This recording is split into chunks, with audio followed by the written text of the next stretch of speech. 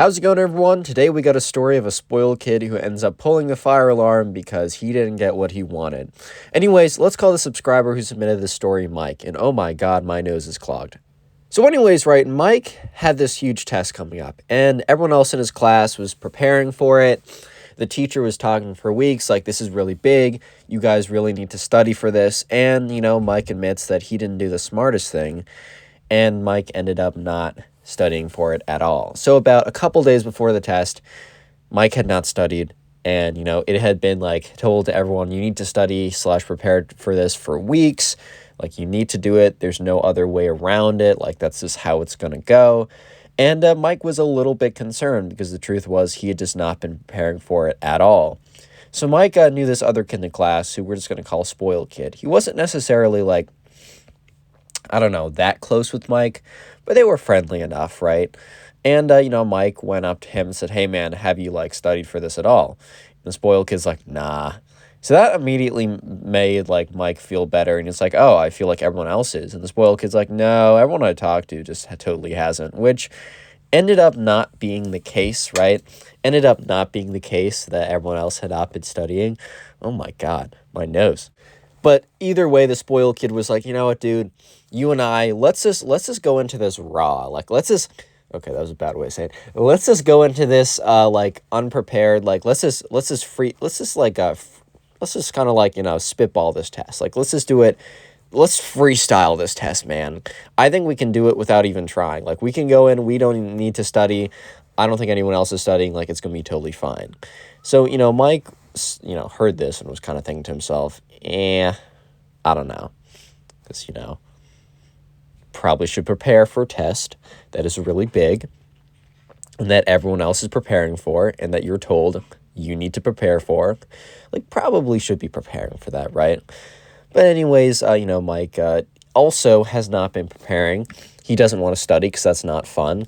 And the Spoiled Kid was, Mike was basically pretending like the Spoiled Kid was making a point to make himself feel better. He's like, yeah, man, you know what? You and I were in this together. Mike tells me, because he submitted this story to my Instagram, which you can submit stories to my Instagram or Twitter. Just make sure you follow them first and then DM me. He says that this was a bad idea and that he wants to tell everyone that if there's a big test, you should study for it and that you will not be able to just, do it off brim. You won't just be able to do it from, scratch most of the time.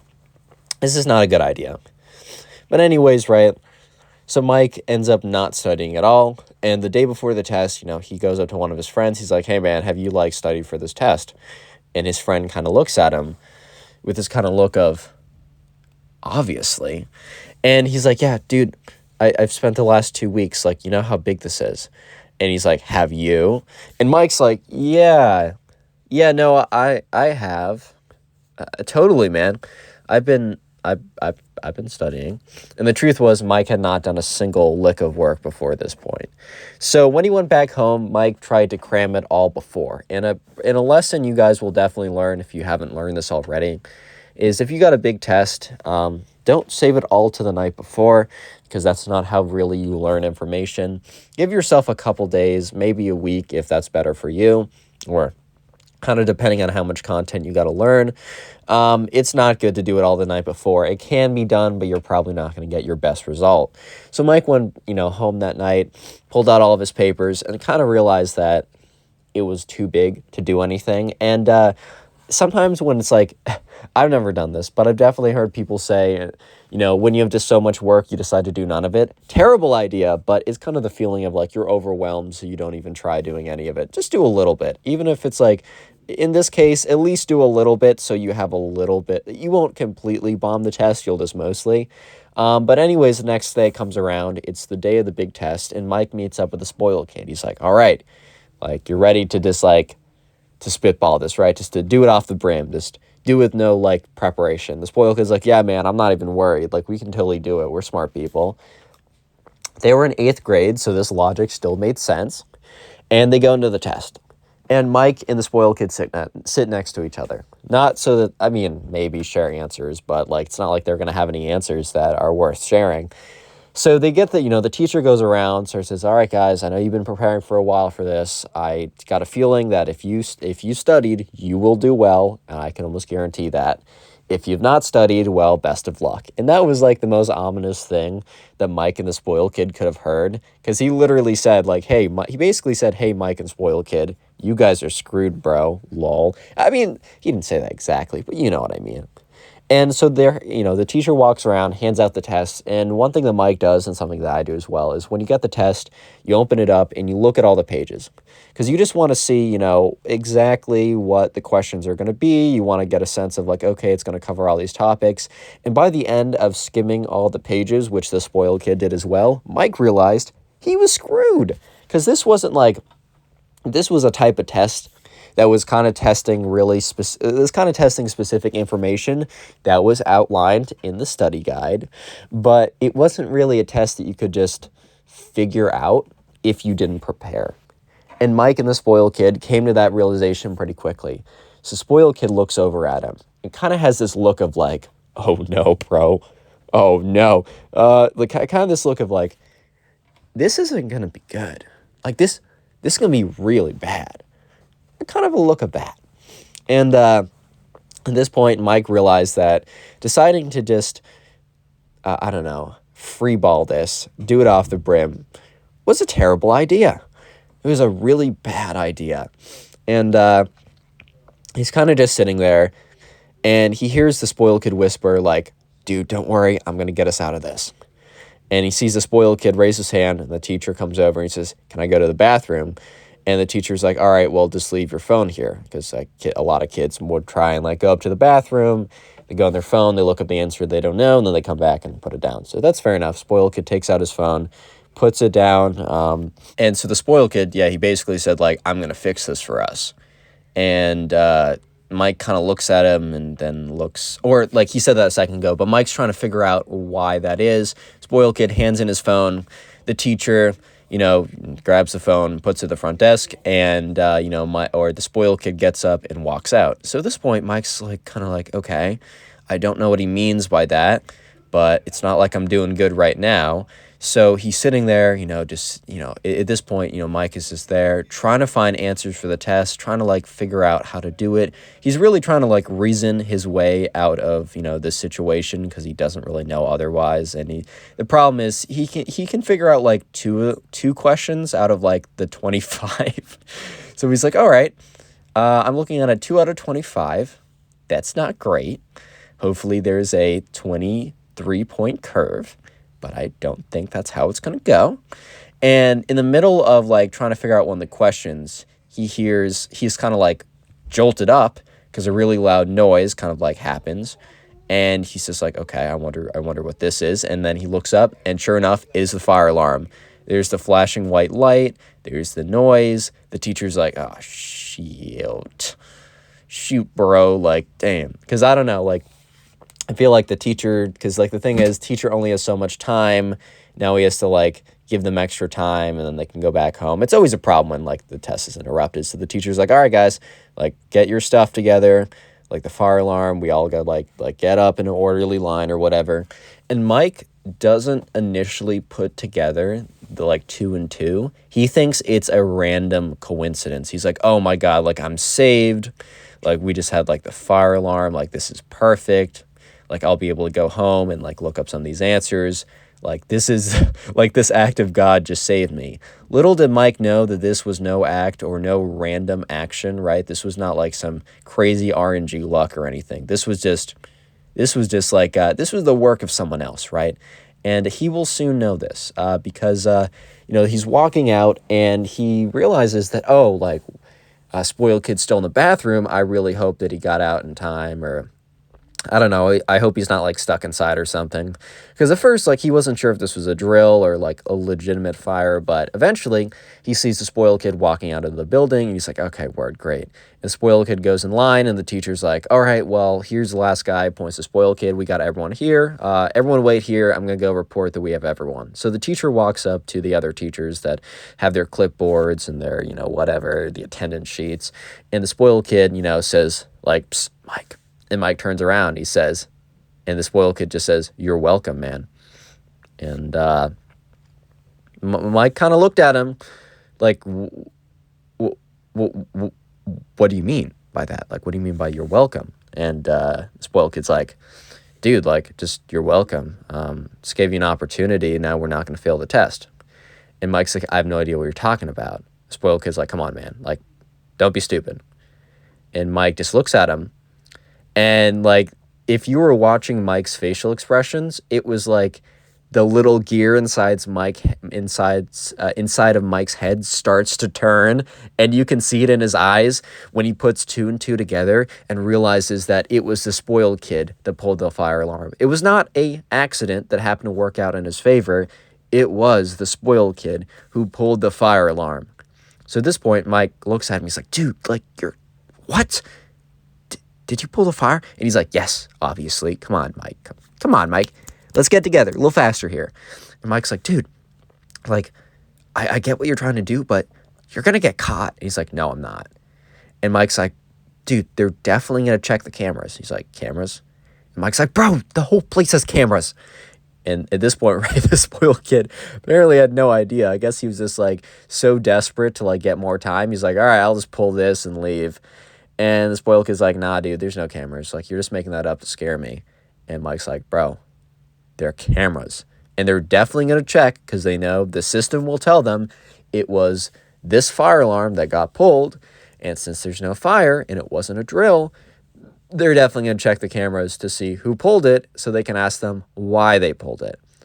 At this point, he's like, oh, no, like, oh, crap, like, there's no way. And it's as, like, Mike was saying this, that, like, you know, the police officers come out and they go into the building and the principal's out there and basically everyone with authority is there. And within 20 minutes, like, some people come out, they start talking to the principal. And at this point, the spoiled kid is, like, starting to freak out. He's like, dude, I didn't think I was going to get caught. Like, this is crazy. Can I just deny it? And Mike's like, you're going to deny video footage? What are you going to say? That it's, like, edited? That it's, like, a deep fake or something? Like, what are you going to say, bro? And he's like, I don't know. Like, I don't know what I'm going to say. And that's when, you know, this, like, the principal wanted, like, the fire marshal and, like, some teachers start walking over to Mike. Start walking over to where Mike, the spoiled kid, and the rest of his class is. And as Mike's like, are they just coming over to say that we can go back inside? Like, very generally. But soon, Mike and the spoiled kid started to realize that, you know, they weren't walking towards every group, right? They weren't walking towards every group. They were walking towards the group that Mike and the spoiled kid were in. And they also noticed that one of, like, the teachers pointed in the direction of Mike and the spoiled kid. Like, they pointed, like, it pointed the finger, and it looked like it was right where the spoiled kid was. And Mike's like, oh, no, dude. And the spoiled kid's like, no, this cannot be happening. This cannot be happening, man. Like, this can't be happening. And Mike's like, I don't know what's going on. Like, I think it's just a coincidence. Turns out it's not a coincidence. The fire marshal, all the teachers, the principal, they walk over to the teacher, and, like, Mike can kind of hear, like, the principal or someone, like, whisper, like, we're going to need to talk to the spoiled kid for a second. And the teacher looks at the spoiled kid and kind of, like, turns back to the teacher or, like, the principal and shakes her head. And, yeah, so the fire marshal and the bunch of people, these adults, come over, and they walk over to the spoiled kid, and they're like, hey, like, do you mind, like, can we talk to you for a second? And the spoiled kid just has this look on his face of just pure panic, dread, and I'm screwed, bro. Like, that kind of look, perfectly encapsulated or crystallized by his expression. It was perfect. And, yeah, Mike was like, oh, man, this is not good. However, you might be thinking this must be the end of the story. No, Mike gets roped into this. And because eventually, like, 10 minutes later, spoiled kid is not back. However, someone walks out and says, like, gives kind of the all clear, people can go back, there was no fire, there's nothing like that. So everyone kind of files back to the classroom. So, you know, Mike gets back to his classroom, the test is still sitting at his desk, and the teacher says, hey guys, we have like 5 minutes left of class. I can't say that the test is, like, look, you got to promise me you can't go back. Don't look up stuff online. It's going to be, I can't do anything about it because I need to give you more time to finish this. It wouldn't be fair otherwise. And I'm also not going to just write up a whole new test, but just promise me you're not going to go home and look stuff up. It's all on your word. Like, I can't stop you, but don't do that. And obviously a bunch of people in the class were going to do it either way, but Mike's like, okay, like whatever, like, okay, I'm given another opportunity. Let's not mess this up. And that's when, as he's about to leave the classroom, because like eventually the teacher's like, all right, you can leave a couple minutes early. It's not like there's any point of you still being here. And the class is like, all right, thank you. We'll see you tomorrow. So everyone's getting up to leave. And that's when Mike, who's getting up to leave to go home, because it's towards the end of the day, this teacher walks in and kind of goes up to the teacher, whispers something. And then Mike's teacher says, hey, Mike, can you stay for a second? And Mike's like, what? And so the person who walked up is like, and the teacher kind of points at Mike. So this faculty, staff person, whatever, comes over to Mike, says, hey, like, can we talk to you for a second? And Mike's like, yeah, sure, what's up? And he says, well, actually, can you just come to the principal's office? This will hopefully not be that. It'll be hopefully be quick, maybe. Mike's like, okay. So at this point, Mike's mind is racing. Because he's like, what could this be? Like, why am I being asked? I didn't cheat. I didn't pull the fire alarm. I didn't do anything. Like, I get it. I didn't study for the test. But, like, first of all, how would the teacher know that? And I'm already going to be punished by a bad grade. Like, what's the meaning of this? So they get to the principal's office, and the spoiled kid is sitting there. The principal's there. The fire marshal's there. And everyone's basically there. And the principal's like, so, spoiled kid, like, he admitted that you and him pulled the fire alarm. And Mike's like, what? And he looks at the spoiled kid, and the spoiled kid refuses to make eye contact. So Mike's mind is like racing because he's like, okay, this kid just like, he didn't rat me out because I didn't do anything. He just made something up. I don't know why he would like bring me into this as well. And the teacher's like, this is a really huge offense. Like, it will go in your permanent record. You will most definitely be suspended. There's a chance you'll be expelled. Like, this is really big. We're definitely calling your parents after this.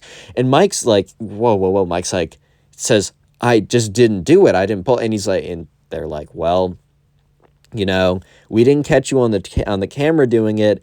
The spoiled kid said that you and him had a plan together. So while you might not be getting as strict of a punishment as the spoiled kid, you're still going to be punished for planning something that was super disruptive today and wasted the fire department's time. Then he got like a 5-minute lecture from the fire marshal of like how there's actual fires going on and people who need to be saved, and like 30 minutes to an hour was like wasted, and like someone could have been hurt during that or even worse. And, Mike at the end of it says like, hey, can I talk to the spoiled kid privately? And they said like, okay. I mean, like, whatever. And the spoiled kid was like, you could see on his face that he did not want to have this conversation. So they open up like an office room or whatever, and they say, you got a couple minutes, like, you guys can talk it out, like, that's fine. They close the door, and Mike's like, dude, why? And the spoiled kid just like isn't responding. And Mike's like, come on, like, I didn't do anything.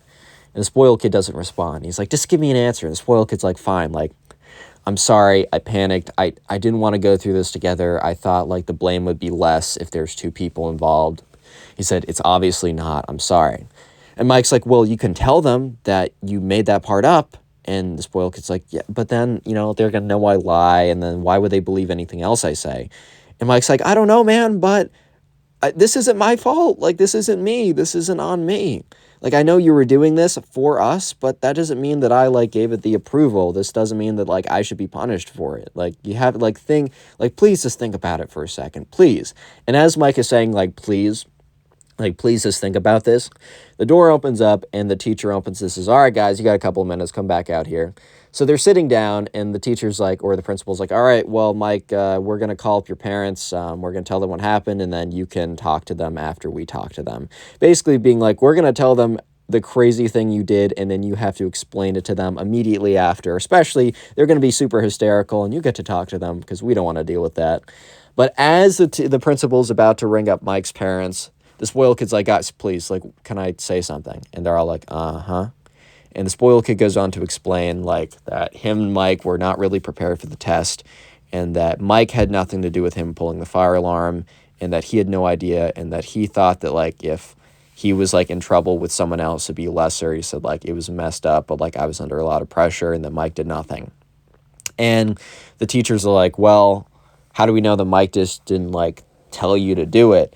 And, you know, he's like, well, Mike did tell me, but he told me to do that because he didn't do it. And he's like, you guys also don't have any proof. The only proof you had for Mike was my word, and I'm now saying that that is invalid. And he's like, Mike didn't do anything. And they turn to Mike and they say, you're going to be in huge trouble if we find out otherwise, like even bigger than you would be now if you did it. And Mike's like, that's totally fine because I didn't do it. And they say, okay, you're free to go. So Mike was free to go. And yeah, he didn't get in any trouble. He actually ended up, Mike was like, felt kind of bad about like what happened with the teacher. And so he actually didn't look up any of the answers when he went back home. And it actually was fine because the teacher said, like, I'm sorry to everyone who prepared a lot. We're just going to start a whole new test in 2 weeks. I'm going to give you guys more time to study. Like, it was that fire alarm messed up the whole thing. And what ended up happening with the spoiled kid is he was suspended for a while. He had to write an apology to his teacher. He had to write an apology to the fire chief. He had to write like 5,000 essays, right? And but he didn't get expelled, and he didn't do anything like that after that. And the moral of the story is like, well, couple. One, study for your tests. Like, it's okay to make mistakes, but study for your tests, and also never take the easy way out, especially if it hurts other people. And yeah, if you want to do the nice thing to me and support the channel, go ahead and watch another video. Leave a like and thank Click on the you. video Bye. on screen right now. I know you'll enjoy it. Just click it, do it.